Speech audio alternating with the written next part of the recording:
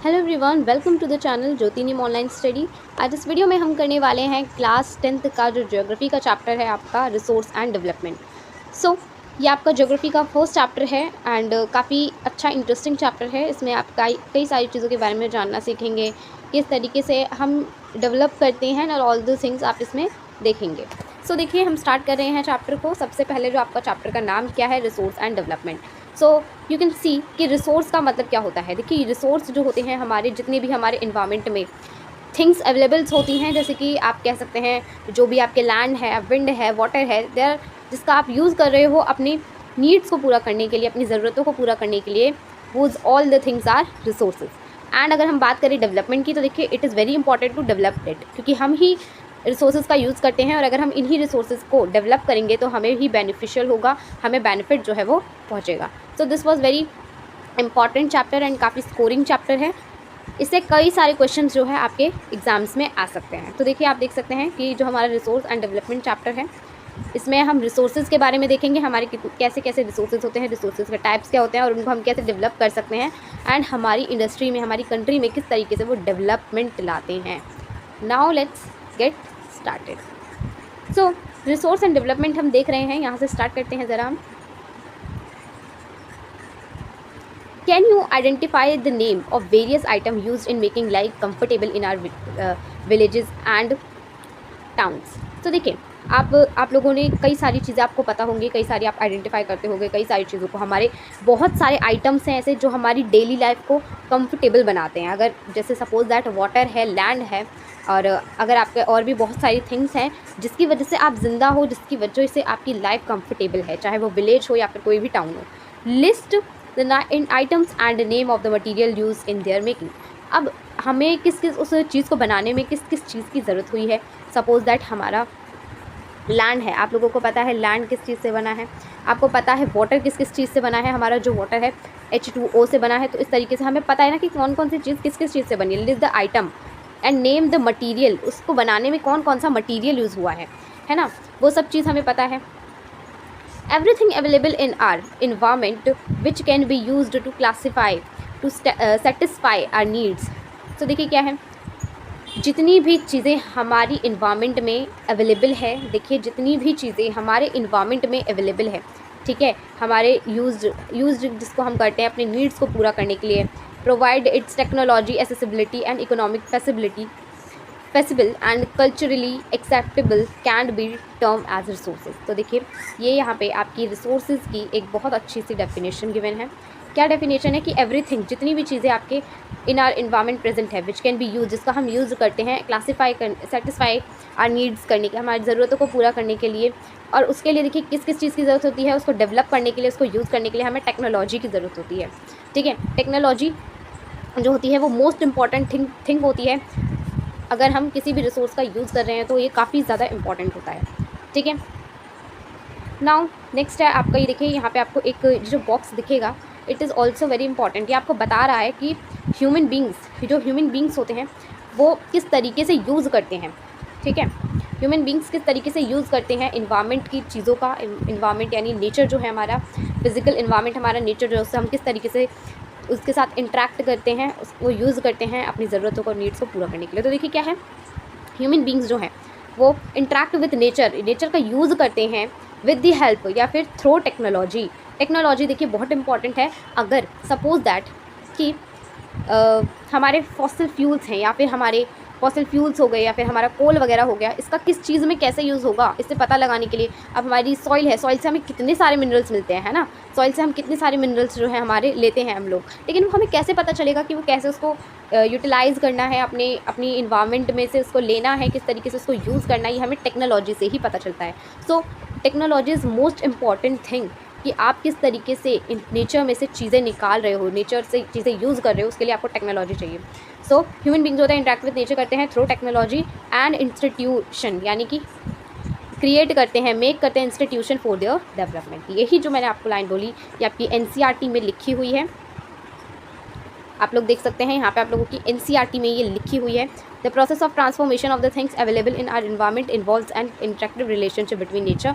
तो देखिए क्या है, अगर ये जो प्रोसेस है ट्रांसफॉर्मेशन का, थिंग्स को ट्रांसफॉर्म करते हैं। सपोज दैट अगर आपका पेड़ है, पेड़ से आपकी आपको पता है आपके पेजेस वगैरह बनते हैं, न्यूज़पेपर्स वगैरह या फिर जो भी हमारे पेजेस होते हैं वो हमारे पेड़ से ही बनते हैं, बट हमें कैसे पता होगा कि पेपर कैसे बनाने हैं पेड़ से, हमें कैसे पता होगा? ये हम किसके थ्रू कर पाते हैं? टेक्नोलॉजी के थ्रू कर पाते हैं। हमें तब पता चलता है जब हमें पता चलता है कि कैसे उनका यूज़ करना है, तभी हम उसका यूज़ कर पाते हैं एंड तभी हम उसे अपनी डेली लाइफ में इन्वॉल्व कर पाते हैं। सो आई होप आपको धीरे धीरे समझ आ रहा होगा कि रिसोर्सेज इट्स वेरी इंपॉर्टेंट, और रिसोर्सेज को यूज़ करने के लिए हमारे पास टेक्नोलॉजी होना भी बहुत इंपॉर्टेंट है।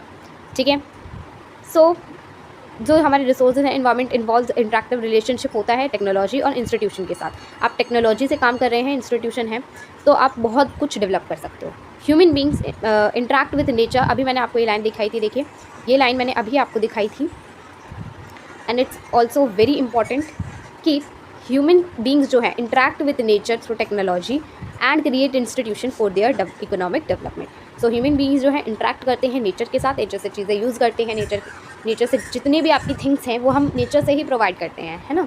कुछ ही थिंग्स हैं जो आप लोग ह्यूमन मेड होती है, बट मोस्टली हमें नेचर से मिलती है। सो जो भी हम इंटरेक्ट करते हैं नेचर के साथ with the help of technology, हमारे पास टेक्नोलॉजी होगा तभी हमें पता चलेगा ना कि सॉइल में से मिनरल्स हमें निकालने हैं। So do you think that resource are free gifts of nature as is assumed by many? तो देखिए काफ़ी लोग सोचते हैं, बहुत ज़्यादा लोग सोचते हैं, और यहाँ तक कि आप लोग भी सोचते होंगे या हम भी सोचते हैं कि जो रिसोर्सेज हैं वो फ्री गिफ्ट ऑफ नेचर है, नेचर से हमें मिल रहे हैं तो जितना चाहे यूज़ करना चाहो कर सकते हैं, है ना। But it is form after time disasters, काफ़ी डिसीजेज़ जो है ये कॉज करते हैं। There are not resources are function of human activities. Resources देखिए, हम रिसोर्सेज जो होते हैं फंक्शन ऑफ ह्यूमन एक्टिविटीज़ होती है, ठीक है। ह्यूमन एक्टिविटीज़ के लिए हम रिसोर्सेज का यूज़ करते हैं। ह्यूमन बींग्स जो है themselves are essential components of resource. Human being एक खुद में एक रिसोर्स है, देखिए, क्योंकि ह्यूमन बींग एक खुद में एक रिसोर्स है, क्योंकि आप लोगों को पता है ह्यूमन बींग नहीं होंगे, टेक्नोलॉजी नहीं होगी, ह्यूमन बींग नहीं होंगे तो कैसे नेचर की चीज़ों का यूज़ करेंगे। तो ह्यूमन बींग खुद में एक रिसोर्सेज है। इट इज़ वेरी इंपॉर्टेंट कि ह्यूमन बींग का एजुकेटेड होना बहुत ज़्यादा इंपॉर्टेंट है इस चीज़ के लिए, ठीक है। Okay, so resources are function of human activities. Human being जो है वो खुद में एक कॉम्पोनेंट रिसोर्सेज हैं, कॉम्पोनेंट है रिसोर्स का। They are transform material available in our environment, जैसे कि आप लोगों को पता है ट्रांसफॉर्म करते हैं, पेड़ से पेपर बनाते हैं। सो इस चीज़ को ट्रांसफॉर्म करने में भी ह्यूमन बींग्स का ही दिमाग लगता है, उन्हीं की टेक्नोलॉजी का यूज़ होता है थिंग्स को चेंज करने में। वही यहाँ पर लिखा हुआ है कि दे ट्रांसफॉर्म मटीरियल को ट्रांसफॉर्म करते हैं वो अपने यूजेस में लाने के लिए, इनटू रिसोर्स में कन्वर्ट करते हैं अपने यूजेस में लाने के लिए। So these resources can be classified. अब इन रिसोर्सेज को भी काफ़ी तरीके से क्लासीफाई करा गया है। अब ज़रा देखते हैं कैसे कैसे इसको क्लासीफाई किया गया है। ओके, सो कैसे क्लासीफाई करा गया है? On the basis of origin. So first is on the basis of origin के बेसिस पे क्लासीफाई करा गया है बायोटिक और अबायोटिक में। आप लोग देखोगे इसके आपको डेफिनेशंस वगैरह मिल जाएंगी, लेकिन मैं आपको इसका बहुत ही सिंपल सा मतलब समझा देती हूँ इन सारे ही रिसोर्सेज का। सारे ही जितने भी रिसोर्सेज आप लोगों को यहाँ पे दिख रहे हैं, इसका बहुत बहुत बहुत ईजी मतलब है। नाउ लेट्स अंडरस्टैंड कि इसका मतलब है क्या। फर्स्ट देखिए, हम ओरिजिन की कौन सा रिसोर्स हमें कहाँ से मिल रहा है, इस रिसोर्सेज को हम दो तरीके से ओरिजिन के बेस पे डिवाइड करते हैं। फर्स्ट है हमारा बायोटिक, अबायोटिक। बायोटिक देखिए वो होता है जो कि हमारे लिविंग बींग से हमें मिलता है, किसी भी लिविंग थिंग से हमें मिलता है। सपोज दैट इसके एग्जाम्पल्स अगर मैं आप लोगों को बताऊँ, फॉरेस्ट एंड वाइल्ड लाइफ, यहाँ से हमें जितने भी रिसोर्सेज मिलते हैं, दीज आर हम इंक्लूड करते हैं इन बायोटिक रिसोर्सेज। अबायोटिक रिसोर्सेज देखिए वो होते हैं जो कि हमें नॉन लिविंग थिंग से मिलता है। Suppose the solar energy. Solar energy क्या है? नॉन लिविंग थिंग है, नॉन लिविंग है, इसमें कोई जान नहीं है। So this was the abiotic resource. On the basis of exhaustibility. Exhaustibility का मतलब होता है कि कौन सा रिसोर्स कितने दिन तक चल सकता है, और यानी कि ये आप कह सकते हैं कि कब ज़्यादा से ज़्यादा जल्दी ख़त्म हो जाएगा या फिर ख़त्म नहीं हो पाएगा। इसके एग्जॉस्टिबिलिटी मतलब होता है कि वो उसका हम यूज़ कब तक कर सकते हैं, या फिर वो कितनी दिन तक चल पाएगा, कब ख़त्म होगा कब नहीं होगा। जैसे कुछ रिसोर्सेज है जो हम कभी ख़त्म नहीं हो सकते, suppose the solar energy, but कुछ रिसोर्सेज हैं जो हमारे ख़त्म हो सकते हैं, इसलिए हमें इनको एग्जॉस्टिबिलिटी के बेसिस पे भी इन्हें डिवाइड किया गया है। Now let's first is renewable and non renewable resources. I hope this is clear to all कि रिन्यूएबल और नॉन रिन्यूएबल के नाम से आपको पता चल रहा है कि रिन्यूएबल रिसोर्सेज देखिए वो होते हैं, वो रिसोर्सेज होते हैं जिनका हम क्या कर सकते हैं, रिन्यूएबल, उसका हम रिसाइकलिंग के प्रोसेस से हम उसको बाद में फिर से यूज़ कर सकते हैं, ठीक है, अगेन हम उसका यूज़ कर सकते हैं। रिन्यूएबल रिसोर्सेज हमारे वो होते हैं, ठीक है, एंड नॉन रिन्यूएबल वो होते हैं जिनका अगेन हम यूज़ नहीं कर सकते। तो देखिए renewable resources, suppose that water का आप लोगों को पता है किस तरीके से रिन्यूएबल रिसोर्स है, वो रिसाइक्लिंग के प्रोसेस से हम उसको फिर से यूज़ कर सकते हैं। बट नॉन रिन्यूएबल रिसोर्स में जैसे आपके आ गए फ्यूल, फॉसिल फ्यूल, एक बार अगर वो आपकी कार्स वगैरह में फूक गए या फिर अब आप कार चला रहे हो, फॉसिल फ्यूल्स आपके ख़त्म हो गए, तो आप उनको वापस ही यूज़ नहीं कर सकते ना, वो तो हो गए। सो ये आपका नॉन रिन्यूएबल रिसोर्सेज में सपोज दैट आ गया, ठीक है। ये आपका examples of non renewable resource हो गया fossil fuels, and renewable resource का आपका एग्जांपल हो गया वाटर, ठीक है। मैं यहाँ पे लिख देती हूँ एक बार, रिन्यूएबल रिसोर्स का एग्जांपल हो गया आपका वाटर, ठीक है, एंड नॉन रिन्यूएबल रिसोर्स का आपका एग्जांपल हो गया फॉसिल फ्यूल्स, ओके। अब हमने देख लिया एग्जॉस्टिबिलिटी के बेस पे। नेक्स्ट चलते हैं बेसिस ऑन ओनरशिप के बेस पे। देखिए कौन जो है उसको रूल कर रहा है, ठीक है।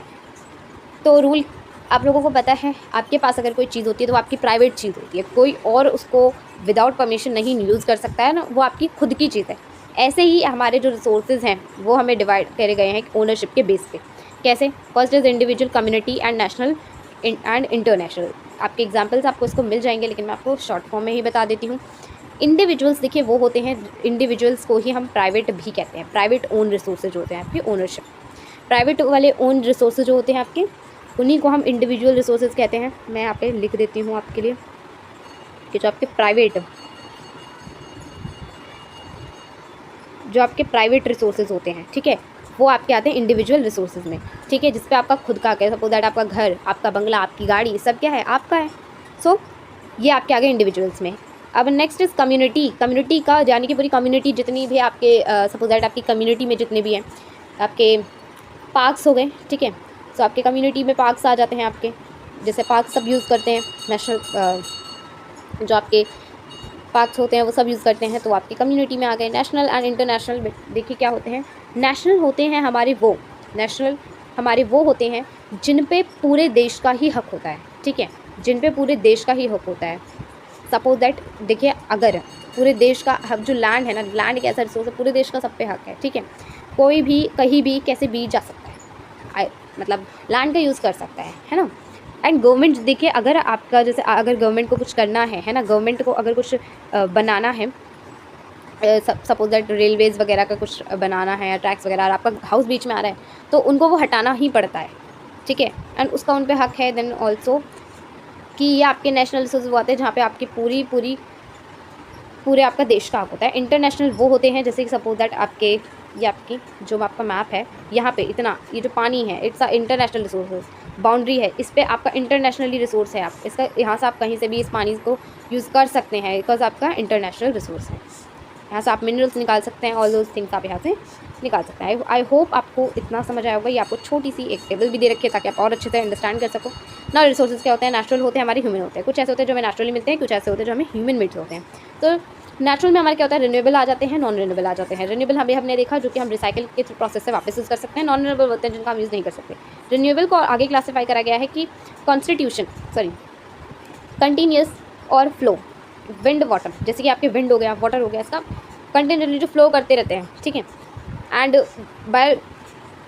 बायोलॉजिकल में आ गया आपका नेचुरल वेजिटेशन यानी फॉरेस्ट एंड वाइल्ड लाइफ, ठीक है। नेक्स्ट आपका रिसाइक्लेबल मेटल्स जैसे रिसाइकल हो सकते हैं, फॉसिल फ्यूल आपके रिसाइल नहीं हो सकते। स्ट्रक्चर्स एंड इंस्टीट्यूशन, ये आपके ह्यूमंस में आ जाते हैं। आप स्ट्रक्चर करते हो, इंस्टीट्यूशन आप क्रिएट करते हो ना, एंड क्वांटिटी क्वालिटी ये सब देखकर जो भी आप काम करते हो ये सब आ जाते हैं आपके ह्यूमन में। सो आई होप आपको ये टेबल भी अच्छे से समझ आ गई होगी। एंड ये टेबल आपकी काफ़ी इंपॉर्टेंट है। आप इससे अपने छोटे छोटे टॉपिक्स को इस तरीके से जो है पढ़ सकते हैं कि कौन सी चीज़ किस में कैसे आती है, कैसे हमारे रिसोर्सेज को डिवाइड किया गया है, ठीक है। ठीक है, अब हमारे एक तरीके से और क्लासीफाई करते हैं रिसोर्सेज को on the basis of status of development. Status of development के थ्रू भी हम रिसोर्सेज को क्या करते हैं, क्लासीफाई करते हैं। कैसे क्लासीफाई करते हैं, देखिए ये हम 4 तरीके से करते हैं। पोटेंशियल हो गया, डेवलप्ड, स्टॉक एंड रिजर्व। तो देखिए पोटेंशियल में आपका आ जाता है, पोटेंशियल में आपके आ जाते हैं जैसे कि आपके वो रिसोर्सेज जो आपके पास हैं, बहुत अच्छे क्वांटिटी में हैं, ठीक है, लेकिन हमें उसकी क्वांटिटी और क्वालिटी नहीं पता कि उसको कैसे यूज़ करा जा सकता है। उसकी क्वांटिटी क्वालिटी उसका किस तरीके से, अगर वो हाई हमारे पास लार्ज अमाउंट में है तो भी हम उसका कैसे यूज़ करें ये हमें नहीं पता है, पोटेंशियल में आ जाता है। डेवलप वो होते हैं जो डेवलप्ड हैं पहले से, ठीक है, हम उनका यूज़ भी करते आ रहे हैं। सपोज दैट वाटर वगैरह ये सब चीज़ें हमारी जो हम यूज़ करते आ रहे हैं, सब डेवलप्ड रिसोर्सेज। स्टॉक वो होता है जो कि हमारे पास हैं लेकिन हमें नहीं पता कि उनका यूज़ कैसे करना है ना, हमारे पास टेक्नोलॉजी नहीं है उनको यूज़ करने की, हमारे पास हमारे पास नो टेक्नोलॉजी है, टेक्नोलॉजी नहीं है कि हम कैसे उन रिसोर्सेज को यूज़ करें, ठीक है। एंड हमारे रिजर्व रिसोर्सेज देखिए वो होते हैं जिनके जो हमारे पास हैं, हमारे पास टेक्नोलॉजी भी है उसको यूज़ करने की, बट हम उसको क्या करते हैं, उसको रिजर्व करके रखते हैं, उसको बचा कर रखते हैं for future generation. I hope this is clear and काफ़ी अच्छे से आपको ये समझ आ गया होगा, ठीक है। आगे चलते हैं। Now prepare a list stock reserve, आपको प्रिपेयर करनी है लिस्ट स्टॉक रिजर्व और रिसोर्सेज की, फिर में आपकी लोकल एरिया से, ठीक है। Now let's see developed resources क्या होते हैं हमारे, फटाफट से इसको हम कंप्लीट करते हैं। डेवलप्ड रिसोर्सेज क्या होते हैं? सो डेवलप्ड रिसोर्सेज हमारे क्या होते हैं? Resources are vital for human survival, are well as for maintaining the quality of life. It was believed that resources are free gift of nature. तो देखिए रिसोर्सेज जो है हमारे ह्यूमन बींग्स के लिए बहुत ज़्यादा इंपॉर्टेंट है, ह्यूमन सर्वाइवल के लिए बहुत ज़्यादा इंपॉर्टेंट है ना, और हम इसको मेंटेन करके रखें, है ना, क्वालिटी ऑफ लाइफ हमारी अच्छी क्वालिटी की अगर हम इसको मेंटेन करके रखें तो देखिए बहुत ज़्यादा इंपॉर्टेंट है।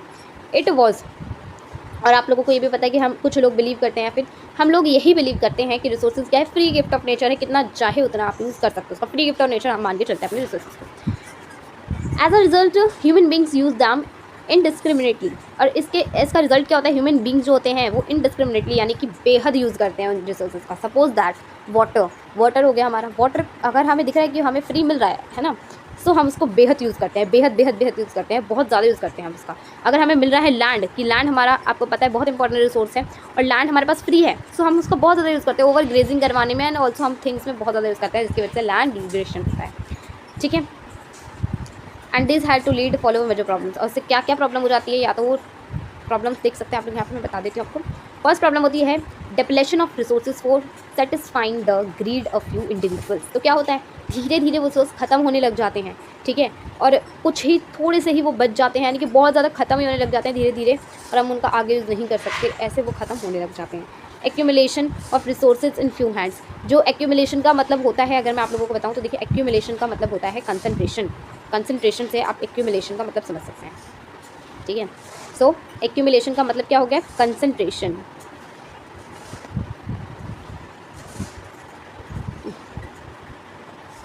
ठीक है। एक्यूमुलेशन का मतलब हो गया जो कंसंट्रेशन है आपकी, कंसंट्रेशन ऑफ रिसोर्सेज जो है वो फ्यू हैंड्स में आ जाती है। अब देखिए कम रिसोर्सेज बचेंगे, अगर कम रिसोर्सेज बचेंगे तो आपके जो रिसोर्सेज है वो कुछ ही हैंड्स में जा पाएंगे, है ना, सब तक वो रिसोर्सेज पहुंच ही नहीं पाएंगे, और इसकी वजह से क्या होगा, इसकी वजह से विच टर्न डिवाइडेड सोसाइटी, जिसकी वजह से सोसाइटी डिवाइड हो जाएगी, है ना। अमीर लोग हैं उनको रिसोर्सेज प्रोवाइड हो जाएंगे, और गरीब जो है उनको रिसोर्सेज प्रोवाइड नहीं होंगे, जिसकी वजह से क्या हो जाएगा, डिफरेंट क्रिएट हो जाएगा, डिवाइड हो जाएगी society. Two segments have not rich and poor, rich और पुअर में डिवाइड हो जाएगी सोसाइटी, ठीक है, ये एक कॉज है।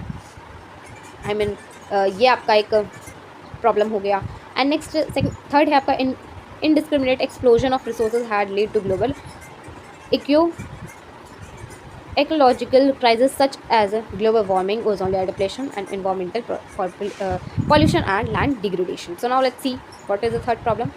थर्ड प्रॉब्लम ये है कि अगर हम इनडिस्क्रिमिनेट यूज़ करेंगे, एक्सप्लोजन करेंगे, अपने रिसोर्सेज को ख़त्म करेंगे, तो क्या होगा, ग्लोबल जो इकोलॉजिकल क्राइसिस हमारे होंगे, है ना, ग्लोबल वार्मिंग होगी, एंड जो हमारी ओजोन लेयर है उसमें छेद हो जाएगा, डिप्लेशन विच मीन्स उसमें कुछ ना कुछ डिसीज़ आ जाएगा, हमारा ओजोन लेयर में छेद हो जाएगा, एनवायरमेंटल पॉल्यूशन हो जाएगा, बहुत ज़्यादा पॉल्यूशन हो जाएगा, और लैंड जो है वो डिग्रेड हो जाएगा, बहुत ज़्यादा लैंड जो है डिग्रेड हो जाएगा। आई होप दिस इज़ क्लियर, ठीक है। सो मैं फिर से आपको ये सारी कॉजेज़ एक बार रिवाइज करवा देती हूँ। सो देखिए फर्स्ट कॉजेज़ क्या होगा, अच्छे से देखिए, ध्यान से आप इस पर कंसनट्रेट करिए ताकि आपको अच्छे से समझ आ जाए, ठीक है। फर्स्ट कॉज क्या होगा, फर्स्ट कॉज ये होगा, धीरे धीरे हमारे रिसोर्स ख़त्म होने लग जाएंगे, ठीक है, हमारे पास बहुत ही फ्यू हैंड्स में रिसोर्स बचेंगे, जिसकी वजह से जो सोसाइटी है वो डिवाइड होने लग जाएगी, ठीक है, रिच और पुअर का जो है बीच में एक दरार आ जाएगी, हमारी जो सोसाइटी है वो रिच और पुअर में इस तरीके से डिवाइड होने लग जाएगी। एंड थर्ड कि जो हमारा अगर हम एक्सप्लोजन ऑफ रिसोर्स करेंगे, रिसोर्स को ख़त्म करेंगे, सो हमें कुछ इन्वायरमेंटल क्राइसिस भी होंगे। सपोज दैट हमारे ग्लोबल इकोनॉमिक क्राइसिस हो, इकोलॉजिकल क्राइसिस हो जाएगा, ग्लोबल वार्मिंग हो सकती है, ओजोन में छेद, एंड ऑल्सो हमारा पॉल्यूशन भी फैल सकता है, लैंड डिग्रेडेशन भी हो सकता है। आई होप अब आपको ये 3 पॉइंट्स अच्छे से क्लियर हो गए होंगे and this is very important कि आपको ये पता होना चाहिए, ये आपको बहुत इंपॉर्टेंट है, चाहे तो आप इसको हाईलाइट भी कर लीजिए, क्योंकि ये बहुत ज़्यादा इंपॉर्टेंट है कि जो आपके रिसोर्सेज हैं अगर आप उनका ज़्यादा एक्सप्लोजन करोगे, उनका ज़्यादा यूज़ करोगे, ओवर यूज़ करोगे, तो उससे आपकी क्या क्या प्रॉब्लम्स जो है वो क्रिएट हो सकती है। ठीक है, आगे आप कुछ क्वेश्चन यहाँ पे दे रखे हैं। Inequitable distribution of resources has become essential for sustain quality of life global peace. तो देखें, जो आपकी अनइक्विटेबल डिस्ट्रीब्यूशन होता है, ठीक है, अनइक्विटेबल डिस्ट्रीब्यूशन का मतलब होता है कि हर जगह पर जैसे कहीं कोई रिसोर्स कम है, कहीं कोई रिसोर्स कम है, ठीक है। सपोज दैट मैं आपको एक एग्जांपल देके समझाती हूँ कि जैसे राजस्थान हो गया, राजस्थान में आपकी विंड हो गई, आपकी सोलर एनर्जी हो गई, ये वाले रिसोर्सेज आपके बहुत ज़्यादा हैं, लेकिन किस लैक क्या है, किस लैक ऑफ रिसोर्सेज इन आपका वाटर की लैक है वहाँ पे, ठीक है, वाटर की कमी है। बिकम इसेंशियल फॉर सब्सटेंट क्वालिटी, कहीं कहीं पे देखिए बहुत ज़्यादा रिसोर्सेज हो जाते हैं, कहीं कहीं पे कोई रिसोर्स ज़्यादा होता है, कहीं पे कम होता है। तो ये जो अनडिस्ट्रीब्यूशन जो है रिसोर्सेज का, अनडिस्ट्रीब्यूशन डिविजिबल जो हमारा डिस्ट्रीब्यूशन है ऑफ रिसोर्सेज का, if present trend of resources depletion by few individuals and countries continue the future of planet and nature। तो देखिए जो हमारे रिसोर्सेज हैं ना वो हमारे लिए बहुत ज़्यादा इंपॉर्टेंट होते हैं, और अगर ये रिसोर्सेज ही नहीं रहेंगे, है ना, तो इंडिविजुअल कंट्री का रहना बहुत ज़्यादा जो है मुश्किल हो जाएगा। ठीक है, जो फ्यूचर में हमारे पास जो है प्लानट है इज़ इन डेंजर। ठीक है, Therefore resources planning is essential for sustainable existence। इसलिए हमारे लिए क्या इंपॉर्टेंट है कि हम पहले से ही रिसोर्स की प्लानिंग करें, क्या करें, प्लानिंग करें, हम रिसोर्स को प्लान करके चलें। सो इट इज़ इम्पॉर्टेंट कि हम रिसोर्स को बचा सकें, इसी तरीके से हम रिसोर्स को कंजर्व कर सकते हैं अगर हम रिसोर्स की प्लानिंग करके चलें। So therefore the resource planning is essential for sustainable existence of all forms of life. Sustainable existence is a compound of sustainable development. Sustainable existence क्या होती है, सस्टेनेबल डेवलपमेंट का कंपाउंड। अब ये सस्टेनेबल डेवलपमेंट क्या होता है, नाउ लेट्स सी कि सस्टेनेबल डेवलपमेंट क्या होता है। So this was the definition of sustainable development. क्या होता है sustainable economy development means development should take place without damaging our environment in the environment and developed in the present should not compromise with the needs of future generation। तो देखिए sustainable development क्या होती है, sustainable development का मतलब होता है कि हम डेवलपमेंट कर रहे हैं विदाउट डैमेजिंग द इन्वायरमेंट को बिना डैमेज किए हम अगर डेवलपमेंट कर रहे हैं तो उसको सस्टेनेबल डेवलपमेंट कहते हैं। और इसके साथ साथ हम इस चीज़ का भी ध्यान रखते हैं कि हम कॉम्प्रोमाइज़ ना करें with the needs of future generation की नीड्स के साथ कॉम्प्रोमाइज़ ना करें, तो उसको हम कहते हैं, क्या कहते हैं, सस्टेनेबल डेवलपमेंट। ओके, नेक्स्ट यहाँ पे आपको री जेनेरियो अर्थ समिट 1992 के बारे में बता रखा है कि इसमें क्या हुआ था कि 100 हेड्स ऑफ स्टेट्स जो हैं वो यहाँ पे मेट हुए थे रियो डे जेनेरियो में, जो कि ब्राज़ील में है। ठीक है, यहाँ पर ये जाके मिले थे सब कुछ, इन्होंने जो है प्लान करा था, इन्होंने ये करा था कि ये लोग रिसोर्सेज की प्लानिंग कर सकें ताकि ये आगे के लिए वो असेंबल रहें, जो है आगे के लिए बचे रहें। सो पढ़ लेते हैं एक बार हम इसको भी कि Rio de Janeiro Earth Summit 1992 में क्या है, देखते हैं। In June 1992 more than 100 heads of states met in Rio de Janeiro in Brazil.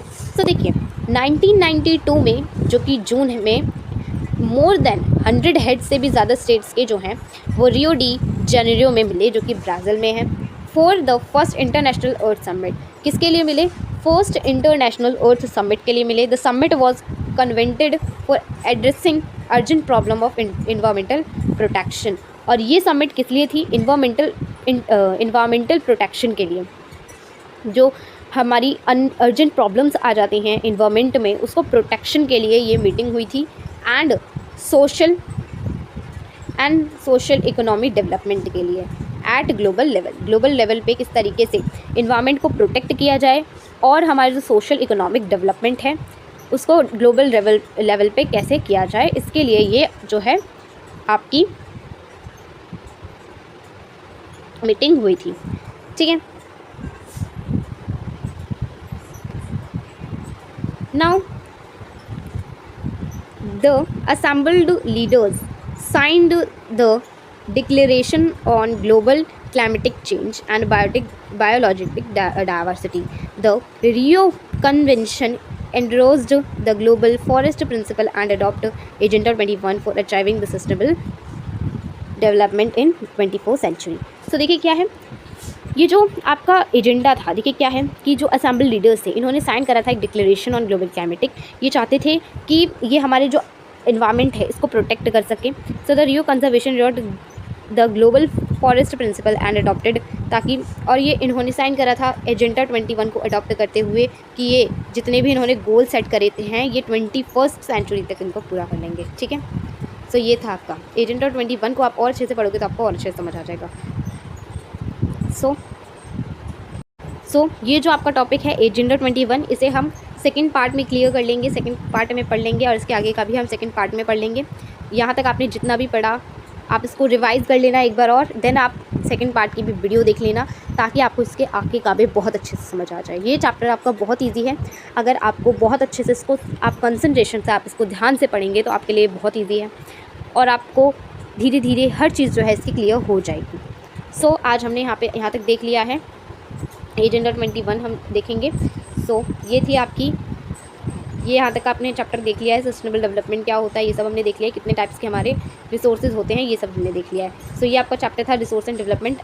अगर आपको वीडियो अच्छी लगी तो वीडियो को लाइक कर दीजिएगा, चैनल को सब्सक्राइब कर दीजिएगा। Thanks for watching this video and bye bye, take care.